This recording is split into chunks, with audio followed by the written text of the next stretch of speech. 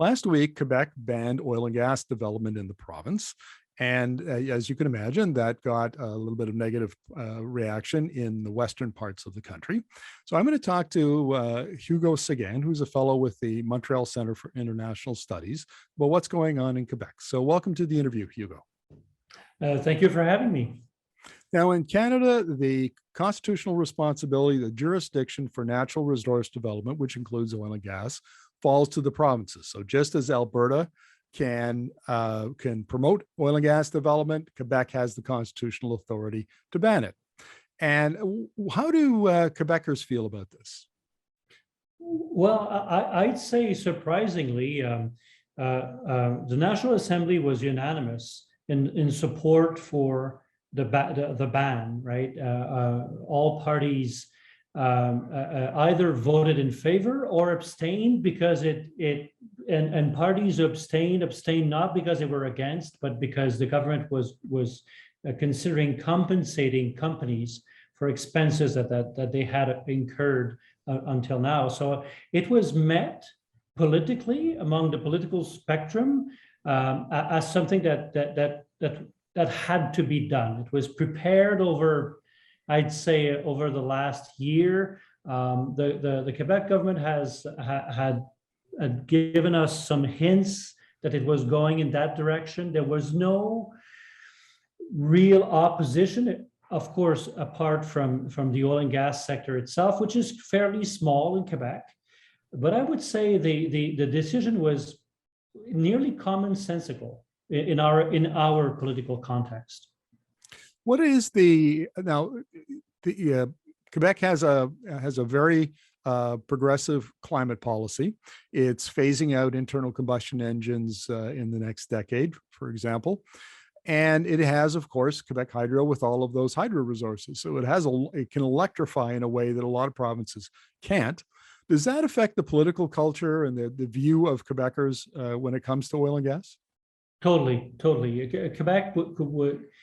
Quebec has the policy or the policies and the politics of its natural resources endowment, right? So we're fortunate enough to be sitting on a massive amount of hydroelectricity, and this over the years and over the decades has profoundly affected our psyche and how we look at ourselves.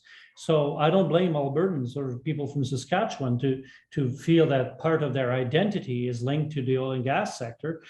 And it's the same thing for Quebec. Quebec has always seen itself as a hydroelectric powerhouse, has always prided itself that hydroelectricity these days is a cleaner source of energy in the context of climate change. So yes, for Quebec, I would say it was easier to reach that decision than other jurisdictions who would have invested for decades in the oil and gas sector.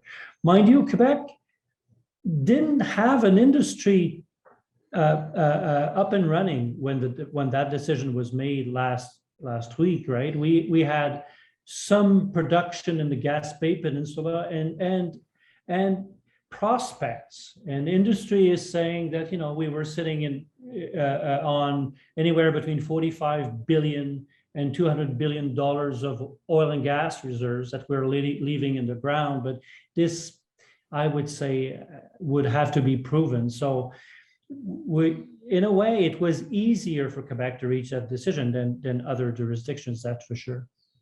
Is there a lot of support in Quebec for accelerating the electrification of the economy? So moving to electric vehicles, moving to heat pumps in homes, electric processes for industry, that sort of thing? Yeah, totally. And it's linked to our overcommitment. I wouldn't say overcommitment, but big commitment to hydroelectricity.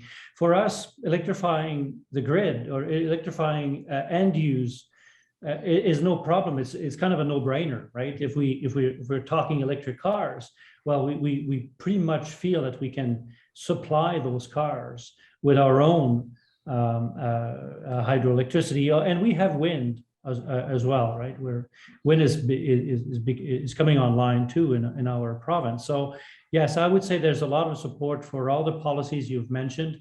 There's a lot of interest too for hydrogen. and hydrogen is enjoying a very large moment of popularity around the world. And it's not. I mean, it's the same thing in Quebec, but certainly there's in Quebec. Quebecers, poll after poll, are telling us that they're on board with climate change. They know it's a problem. They want governments to act more decisively. So we are on climate change in a very good position when we compare ourselves to the rest of the continent, which is sometimes it's more polarized. Quebec is not a polarized society when it comes to oil and gas, and it's not a polarized society when it comes to energy policy and climate policy. Does that mean that there's a commitment on the part of the current government to forge ahead and accelerate the electrification of the economy? The Quebec government has a plan for electrification that has been introduced a few years ago, and it's due for renewal or to be upgraded. So we'll see. In Quebec, there's discussions about do we have enough supply of hydroelectricity to supply those end use? And this is a very interesting and crucial question. Do we need new hydroelectric dams, for example, or can we